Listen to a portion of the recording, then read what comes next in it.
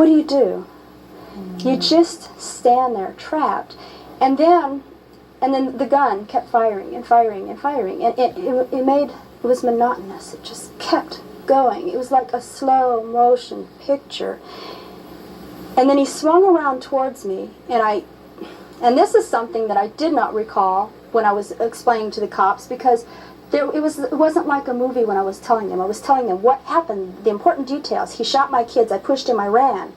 And when he swung around, he was pointing, when he swung around, it hit the tips of my fingers. The gun hit the tips of my fingers, and that snapped me. And I went, wait a minute.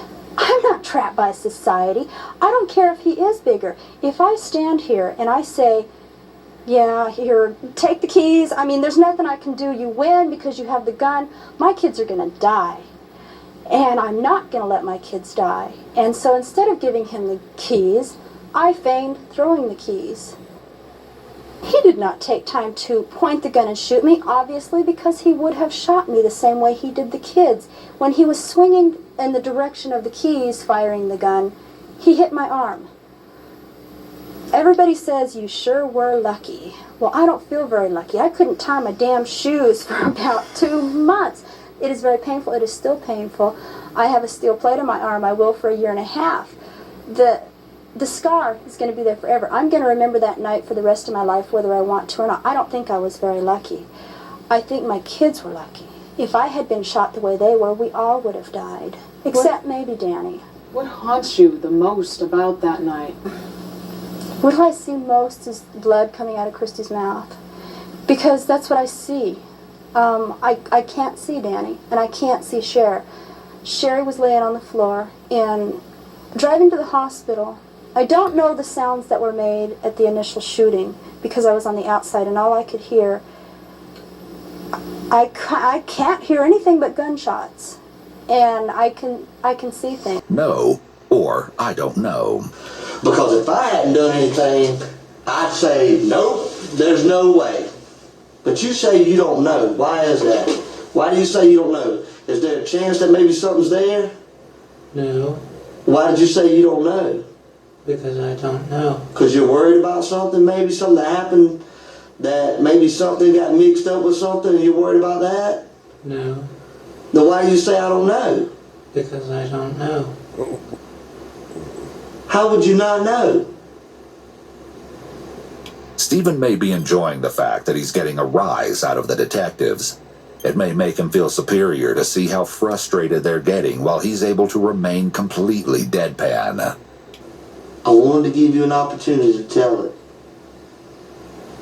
I wanted to be here with you to go through that process because I know you're not a monster, man. I know you're not a bad guy. You're just a hard-working student trying to pass a bar exam, ain't you? Show me that scratch again that you showed me earlier. That was it a... What did you say happened there? I think I scratched myself in my sleep. Huh. It's interesting that this question about the scratches on his torso is the one that sparks the most detailed response from him. Perhaps he's trying to deflect the officer's attention from the suspicious marks, because the scratches look like the kind left by fingernails. Though the detective says that Stephen showed him the scratches earlier, Stephen would later claim that he didn't consent to showing the officer anything, and that he'd lifted his shirt without permission. You know what's crazy? I was talking to people that he works with and everything. They talk about how he always expresses himself. But he don't know. He's very talkative. Stephen, they say you're so talkative, buddy, that you're always so friendly. You stop in and say hello, and you talk. Why is it that you're acting so short with us tonight? If you have all this character and personality about you, why is it that everything that we get from you is yes, no, or I don't know? I don't know. I don't know.